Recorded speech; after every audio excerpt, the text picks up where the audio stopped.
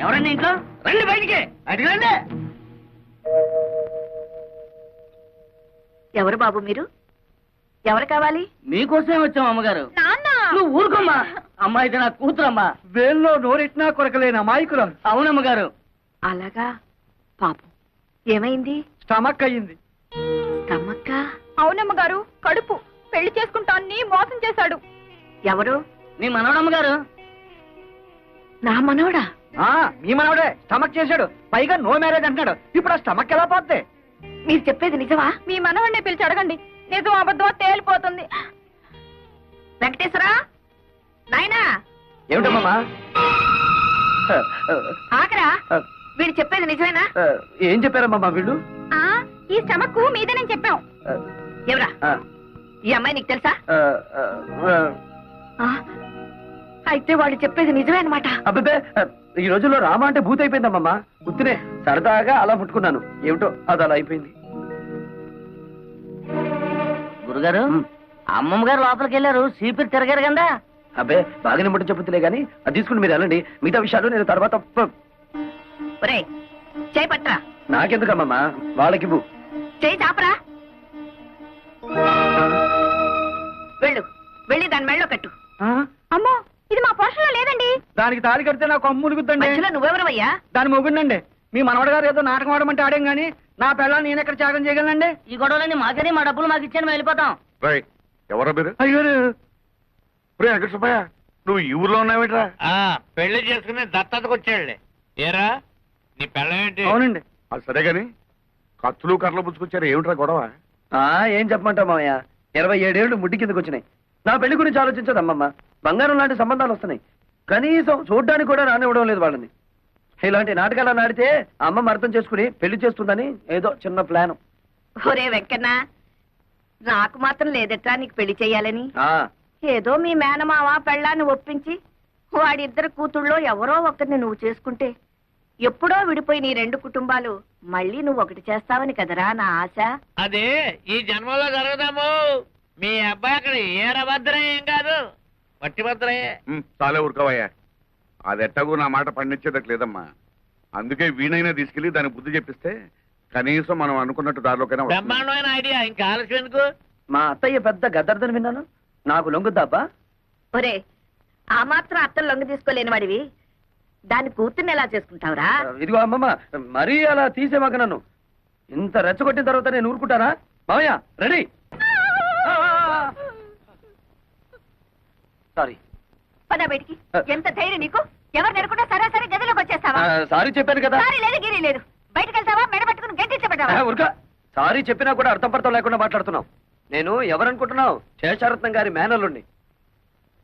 ఏమిటలా గుడ్లు రుమి చూస్తున్నావు? అసలు నువ్వెవరివి? మా అత్తమ్మ పెద్ద కూతురివా? అత్త లేదు, గిత్త లేదు. మర్యాదగా బయటకు వెళ్తావా, పని వాళ్ళని పిలిచి గెంటించమంటావా? ఏమిటి గంటిస్తానంటావు? ఇది నా అత్తిల్లు, నేను మేనల్లుండి. అవసరమైతే బెడ్రూమ్ లోకి వెళ్తాను, ఇంకా ఎక్కువగా మాట్లాడేమంటే బాత్రూమ్ లో కూడా వెళ్తాను. త్వరగా పిలు మాతని. ఎక్కడ తెచ్చావు? వీడెవడో చూడు, అచ్చోసిన ఆంబోతులా దూసుకుని గదుల్లోకి వచ్చేస్తున్నాడు. ఎవరయ్యా నువ్వు? What is all this nonsense? అరే, నాకిద్దరు మరదళ్ళని విన్నాను, ఇక్కడ ముగ్గురున్నారేమిటి? నోర్మయ్, ఆవిడ మా అమ్మ. మీ అమ్మ? ఉరుక, అబద్ధం చెప్పకు. ఈవిడ తప్పకుండా నా పెద్ద మరదలే. Why don't you please shut up and get out? Correct. ఓ, నువ్వు నా బుల్లి మరదలేవా? నీకు నోరు ఎక్కువలాగుందే. పాపం ఈ మరదలే కొంచెం సాఫ్ట్ గా కనిపిస్తుంది. అవునవును, ఇంతకీ తమరెవరో చెప్పారు కాదు. ఎవడో పల్లెటూరు నాటు. నువ్వేదో పెద్ద పట్నం నుంచి దిగొచ్చినట్టు ఇచ్చానంటే అసలే సట్టి ముక్కు అది కాస్త లోపలికి పోద్ది. భైరవా, ఆయన పిలు. ఏమిటమ్మా ఈ గొడవ? వెంకన్నా, నువ్వెప్పుడొచ్చావురా? ఇప్పుడే మామయ్య. చూడు మామయ్య, అత్త మరదలు కలిసి వాయించేస్తున్నారు. వరుసలు కలిపావంటే కాళ్ళు వెళ్ళగొడతాను. శోభా, పో లోపలికి. కాలేజీకి వెళ్ళకుండా ఏమిటో చూస్తున్నావు? వెళ్ళు. ఇదేమిటత్తమ్మా, మరదలను కాసేపైనా కళ్ళారా చూసుకొని ఇవ్వకుండా తరిమేస్తున్నావు. నా ఉసురు నీకు తగులుద్ది, చెప్తున్నాను.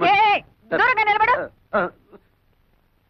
ఇప్పుడు చెప్పండి, ఎప్పుడో వదిలిపోయిందనుకున్న పీడ మళ్ళీ ఎందుకు దాపరించింది? ఇతను ఎందుకు పిలిపించారు ఇక్కడికి? ఆయన అడిగితే ఆయన ఏం చెప్తాడత్తమ్మా? పాపం నోటో నాలుగు లేని మనిషి. నన్ను అడుగు, నేను చెప్తాను. నాకు పెళ్ళిడొచ్చి టెమటమంటుంది. బయట సంబంధాలకు వెళ్తే పంపర పనాస పళ్ళల్లా పిటపిటలాడే ఇద్దరు మరదళ్ళను పెట్టుకుని ఊరి మీద పడ్డావేంటని నన్ను అనుమానిస్తున్నారు. మరదలిద్దరిని చూసి నచ్చిన దాన్ని ఎత్తలా తొలుకుపోదామని వచ్చాను. మీలాంటి నీతి జాతి లేని వాడికి నా కూతుళ్ళని కట్టబెట్టాల్సిన కర్మ నాకు పట్టలేదు. నా కూతుళ్ళు యువరాణులు. చిటిక వేశానంటే కళ్ళ కద్దుకుని నెత్తిన పెట్టుకునే కుర్రాళ్ళు 1,000,000 మంది వస్తారు. నా కూతుళ్ళ చెప్పులు మోసే అర్హత కూడా నీకు లేదు. అత్తమ్మో, కొంచెం తగ్గు తగ్గు.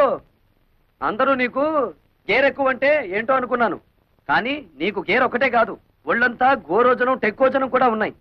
నేనే నీ కూతురు చెప్పులు మోస్తాను, లేక నువ్వే నా కాళ్ళు కడిగి ఆ నీళ్లు నెత్తిని చల్లుకుంటావో చూద్దాం. భైరవ, వీడిని బయటికి దోసేయ్. ఎందే నువ్వు బయటికి వెళ్ళు. ఒక్కటిచ్చానంటే కళ్ళజోడు కళ్ళలోకి వెళ్ళిపోతుంది. మనసులాయో బా నువ్వు తప్పుకో. బాబు ఆ చెయ్యి ఒక్కసారి ఇవ్వు. పర్వాలేదు ఇవ్వు. మీరే అందుకోండి. ఎన్నాళ్లకు మీ అత్తకు కరెక్ట్ అయిన అల్లుడి దొరికావు. చాలా కష్టం. ఎలా పడుతున్నావో ఏంటో. 20 సంవత్సరాల నుంచి చేస్తున్నాను రా. ఇక నువ్వు వచ్చావుగా, నువ్వు గాని.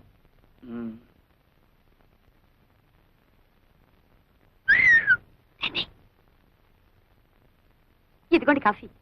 ఈ వేళ నుంచి కొత్త ప్రోగ్రాం పెట్టానే మరదల పిల్ల. ఏమిటది? 1 కాదు 2 తెస్తే తమాషగా ఉంటుంది. సర్లే, మీకు కాఫీ టిఫిన్లు ఇస్తున్నందుకే మా ఆయన ఉడుక్కుంటున్నాడు. ఇంకా మనం పక్క పక్కన కూర్చొని తాగామంటే డాముని బాయిలో పడి తప్ప. అయినా 2వ కాఫీ నీకు కాదే, మా ఇంటికి వచ్చిన బంధువు వెంకటేశ్వరరావుకి. బాబాయ్, నాకు కాఫీలు గీఫీలు పడవు, ఓన్లీ మిల్క్. 1 లీటర్ సర్దుకుంటాను. 1 లీటర్. అబ్బా సర్దుకోవడం ఎందుకు బాబు, ఇలాగా నీకు ఏం కావాలన్నా సరే సప్లై చేయడానికి నేనున్నానుగా. పాలు కావాలన్నా, టిఫిన్లు కావాలన్నా, భోజనాలు కావాలన్నా, ఆఖరికి పుట్టు పైరు సంబంధి కావాలన్నా. చాలు చాలులే, అడుగు పుట్టం పైన మలయాళం తీళ్ళు పెడితే ఎందుకు పనికిరాడు. సరిగానే బాబాయ్. కొంచెం ఎక్కువ అవుతుంది రోయ్. పర్లేదులే మామా, అంతే కదా. అంతేనటావా? అంతే. అయితే కానీ నా వరణుండు. మీకెందుకు, మీరు రండి అయ్యా, రండి. అమ్మే శేషమ్మాన పాంబెల్లే. శేషమ్మ అంటే పాము, భైరవ అంటే కుక్క. అసలు విషయం చెప్పాడు. అల్లే మీరు పాంపు మారి పగబడితే ఇల్లే లేచిపోయినది. మనతో పెట్టుకుంటే అడ్రస్లే లేచిపోతాయి. అత్తమ్మో, అడ్రస్ బాలేదు, కొద్దిగా మారింది. అది అద్దిల్లు, ఇప్పుడు సొంతిల్లు. ఇది నీ చలవే. లేకపోతే 15,000 కూడా చెయ్యని కొంపకి రెచ్చిపోయి 1,50,000 ముట్ట చెప్తావా? ఆ డబ్బుతోనే ఇల్లు కొని మిగతా డబ్బు బాబాయ్ పేరున ఫిక్స్డ్ డిపాజిట్ లో వేశాను. భైరవ, ఎక్కడి కుక్క? అంతే మరి. మొగుడు మాటలు కాదని కుక్కల మాటలు పందుల మాటలు వింటుంటే ఇలాగే జరుగుతుంటాయి. పోతే పోయింది కానీ అత్తమ్మా, ఆ వేలం పాటలో నిన్ను చూస్తే ఆ పాట మాని నీతో డుబెట్లు పాడాలనిపించింది. అయినా కోతకొచ్చిన నిన్ను కాదని మావయ్య ఏంటి పక్క చలం వేస్తున్నాడు? ఈ జాతి అంతా ధనియాల జాతి. చెప్పుతో రాస్తే గాని లొంగం.